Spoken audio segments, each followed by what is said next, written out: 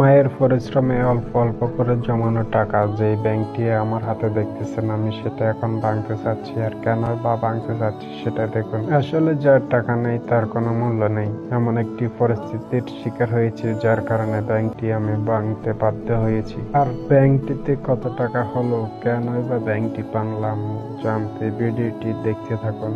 আসলে আত্মীয় স্বজনরা টাকা ছাড়া কোনো মূল্য দেয় না, ঠিক সেই পরিস্থিতি হয়েছে এখন আমাদের।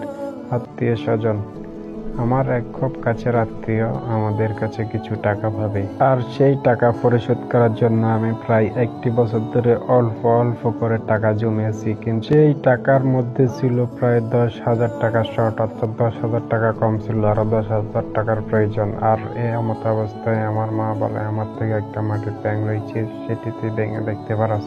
আর তাছাড়া আমারও কোনো উপায় ছিল না, যার কারণে আমি বাধ্য হলাম ব্যাংকটি ভাঙতে। পরে ব্যাংকটি ভাঙার পর আমি প্রতিটি নোট আলাদা আলাদা করে বাজ করতে লাগলাম। এমন আসলে মা হচ্ছে এই পৃথিবীর শ্রেষ্ঠ নিয়ামত যেটি আমার রয়েছে। আমার মা আমার জন্য সবচেয়ে বড় নিয়ামত। আল্লাহ পৃথিবীর সকল মাকে নেক হায়াত দান করুক। আর এই টাকার জন্য কতজনের কত কটু কথা শুনতে হয়েছে। আজ সেই কটু কথা থেকে মুক্তি পাওয়ার দিন, ঋণ পরিশোধের দিন, কিন্তু সেখানে আমরা টাকা গুনতে লাগলাম। শুধু টেনশন হচ্ছিল এখানে কি সেই 10,000 টাকা হবে। আমার আম্মা বলেছে তুই বিসমিল্লাহ করে যখন ভেঙেছিস অবশ্যই ইনশাল্লাহ হয়ে যাবে। তবে আলহামদুলিল্লাহ আমার টাকা প্রয়োজন ছিল 10,000 টাকা, আর এখানে প্রায় টাকা ছিল 10,170 টাকার মতো, প্রায় 170 টাকা বেশি। আমার আম্মু ঠিকই বলেছে, যেহেতু বিসমিল্লাহর বরকত রয়েছে, সেটাই বুঝতে পারছেন আপনারা।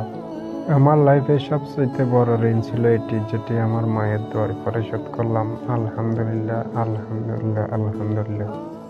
এই টাকার জন্য আমার আম্মু কত পরিশ্রম করেছে, যেটা আমি কখনো মুখে প্রকাশ করে বুঝাতে পারবো না আপনাদেরকে। যাই হোক, অবশেষে ঋণ থেকে মুক্তি পেলাম। সবাইকে ধন্যবাদ ভিডিওটি দেখার জন্য। আল্লাহ হাফেজ।